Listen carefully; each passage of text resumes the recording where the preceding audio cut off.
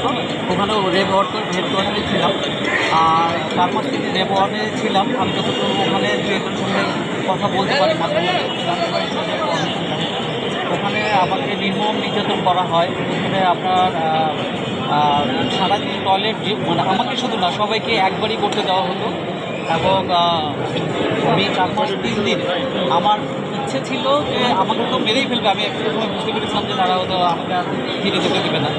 তো আমার ইচ্ছে ছিল যে আমি যেন রিলিজ হওয়ার মানে আমাকে মেরে ফেলার হলেও আমাকে যেন 10 মিনিট ঘুমাতে দেয়, আমি যেন শুয়ে ঘুমাতে পারি। 4 মাস 3 দিন মানে শুয়ে থাকাটা, এটা যে আল্লাহর কত বড় নেয়ামত আমি তখন বুঝতে পেরেছি। 4 মাস 3 দিনই আমাকে হাত পিছনে বাঁধা, চোখ বাঁধা এবং বসা অবস্থায়, মানে হাত বাঁধা শুধুমাত্র একবার যখন টয়লেটে যেতে দিত, তাও আবার সময় বাঁধা ছিল 2 মিনিট।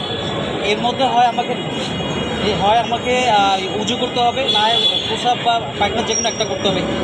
2 মিনিট 3 মিনিট সময় দেওয়া হতো, কিন্তু 1 মিনিট পরেই তারা ধরে নিয়ে চলে আসতো, এরকম ছিল। তো আপনার নন স্টপ ওখানে বসে কেউ শুতে পারে না, হাত বাঁধা পেছনে বসেছিলাম। 6 জুন আমাকে ওখান থেকে নিয়ে যাওয়া হয়, কারণ আমি প্রতিটা দিন গুনতাম, একটা দিন গুনতাম। 6 জুন আমাকে নিয়ে যাওয়া হয়, 7-8 ঘন্টা জার্নি ছিল। পরে ওখানে যেয়ে আমি জানতে পারি যে এটা রাজশাহী রেব হেডকোয়ার্টার। তো ওখানে আমাকে টয়লেটে রাখা হয়েছিল। টয়লেটে 1 মগ পানি ছিল, আর তো 1 মগ পানি, এটা দিয়েই আপনি খাবেন, এটা দিয়ে আপনি গোসল করেন, উজু করেন, যাই করেন, ওই ছোটো 1 মগ সারাদিনে দেওয়া হতো। আর টয়লেটের মধ্যে রাখা হয়েছিল আপনার হয়তো 6-8 ফিট 4 ফিট এরকম, হ্যাঁ, বসা শোয়া যায় না এরকম। আর টয়লেটের মধ্যে এটা ছিল, এই নির্মম নির্যাতন ছিল। এখন আমাকে ছেড়ে দেওয়ার আগে তারা বারবার বলেছিল যে যদি আমি মিডিয়ার সামনে কথা বলি, যদি আমি প্র্যাকটিস লাইফেও ফিরি, যদি আমি এগুলো কোনো মামলা করতে চাই, তাহলে তারা আমাকে এবার শেষ করে ফেলবে। আমার তখন একটা ছেলে একটা মেয়ে ছিল, তারা বলতো এবার তুমি ফ্যামিলি সহ গুম হয়ে যাবা। এটা বারবার আমাকে তারা বলছিল যে তুমি ফ্যামিলি সহ, এবার তোমার ফ্যামিলি সহ তুমি উধাও হয়ে যাবা, তুমি বলো এগুলো করবা কিনা। ইভেন আমি যেন ঢাকাও না থাকতে পারি, আমি যেন প্র্যাকটিসও না করতে পারি। তো যাই হোক, তখন আইনের শাসন তখন এস্টাবলিশ ছিল না। এখন আমার বিচার বিভাগের প্রতি পূর্ণ আস্থা আছে, বিধায় আমি আজকে এখানে এসেছি। আমি এটা মামলা করতে চাই এবং আমি এর সর্বাত্মক শাস্তি চাই, এবং আমি এটা আগামীকালকে আমি হাইকোর্টেও এটা রিট করবো ইনশাল্লাহ। আমি চাই কোনো গভর্নমেন্টের সময় যেন কেউ কখনোই গুমের শিকার না হয়। শুধু আমাকে যারা গুম করেছে, আমি চাই যেন তারাও যেন কোনো সরকার তাদেরকেও যেন গুম না করে। এটা এত ভয়ঙ্কর, এত নির্মম।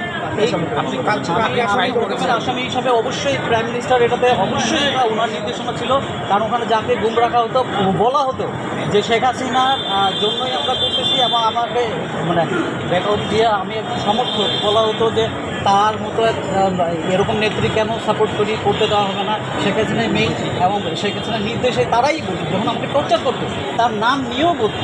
হ্যাঁ, তারা সব শেখ হাসিনার একদম ঘনিষ্ঠ লোকজন, এটা বোঝা যেত। কারণ তাদের মানে এত রাগ কিসের, মানে এমন রাগ, মানে আমি তাদের ব্যক্তিগতভাবে কোনো আক্রোশ।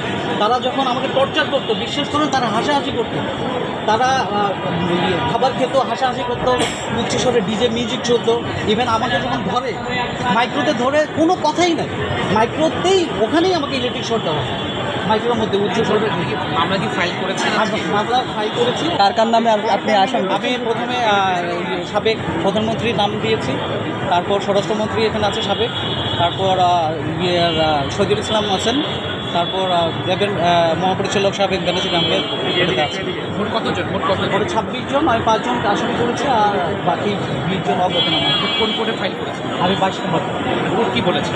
কোর্ট আদেশ দেবে, কোর্ট বলেছে আপনি আমরা শুনানি হয়েছে কোর্টে? লিখেছেন। আমি পুরো আশাবাদী উনি আমাকে সর্বোচ্চ শাস্তি তাই দেবেন। ঘুমের অভিযোগে মামলা হ্যাঁ, আমি 10ই ফেব্রুয়ারি থেকে অগাস্টের 13 তারিখ পর্যন্ত আমি করছি। হ্যাঁ, 2015 সালে। 2015 সালে 10ই ফেব্রুয়ারি আমাকে তারা গুম করে 8:30 দিকে, এর মধ্যে হবে। আর 13ই অগস্ট রাত 3টার সময় তারা আমাকে বের করে। এরপর তারা রিলিজ করে আমাকে মানে রাজশাহী গোদাগাড়ির এক জঙ্গলের মধ্যে। আপনার ফুল নাম কি ভাই? আপনার ফুল? আমি অ্যাডভোকেট সোহেল রানা, আমি সুপ্রিম কোর্টের লয়ার। ধন্যবাদ।